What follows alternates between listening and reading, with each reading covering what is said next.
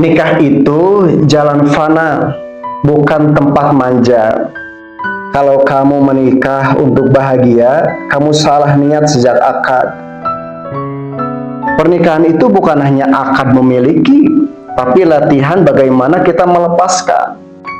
Pasangan bukan milik kita, ia amanah yang suatu hari akan ditanya, apakah kau jaga atau kau kuasai?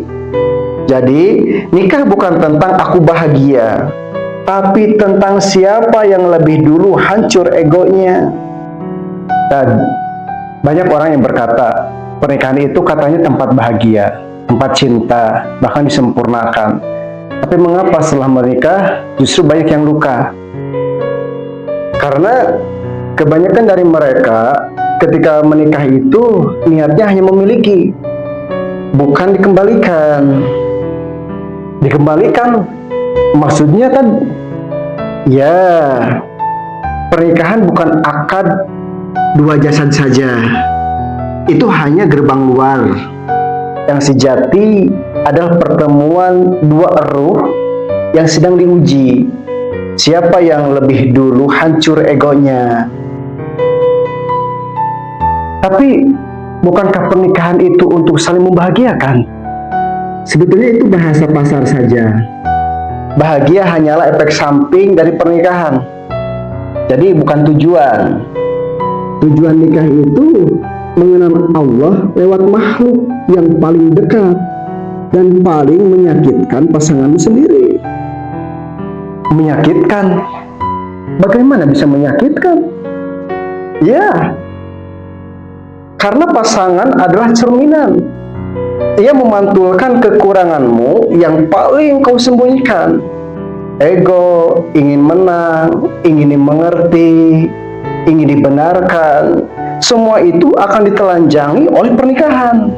Lalu, ayat yang menjelaskan tentang mereka itu pakaian bagimu, itu maknanya bagaimana, Tan? Betul, pakaian itu kan menutup aib, bukan membuka luka orang lain. Pakaian yang menghangatkan, bukan yang mencekik. Tapi hari ini, banyak pasangan menjadikan nikah itu sebagai alat apa? Menuntut, bukan melindungi. Oh, jadi pasangan itu bukan milik kita. Betul, tidak pernah. Bahkan ruh kamu saja itu bukan milikmu. Suami istri hanya dua amanah yang dititipkan. Sementara untuk diuji, siapa yang menjaga, siapa yang menguasai. Berarti cinta manusia itu tidak akan cukup. Cinta manusia itu fana. Hari ini hangat, esok mungkin bisa dingin. Nah, jika pernikahan hanya berdiri di atas rasa, ia akan runtuh saat rasa itu berubah. Lalu cinta sejati yang seperti apa kan? Cinta kepada Allah, pasangan hanyalah wasilah, bukan tujuan akhir. Berarti berat sekali ya, menikah seperti mati perlahan. Memang pernikahan itu mengajarkan fana sebelum fana, mati dari keakuan sebelum mati dari jasad. Dan jika gagal bagaimana, Tad? Sebetulnya yang gagal bukan pernikahannya. Yang gagal adalah ego yang menolak luruh. Di akhir nanti, apa yang ditanya? Bukan seberapa bahagianya kalian, tapi sudahkah kalian saling menolong, terutama dalam ketaatan kepada Sang Pencipta. Lalu, jika tidak, bagaimana? Maka, nikah hanya jadi kontrak dunia, bukan ibadah makrifah.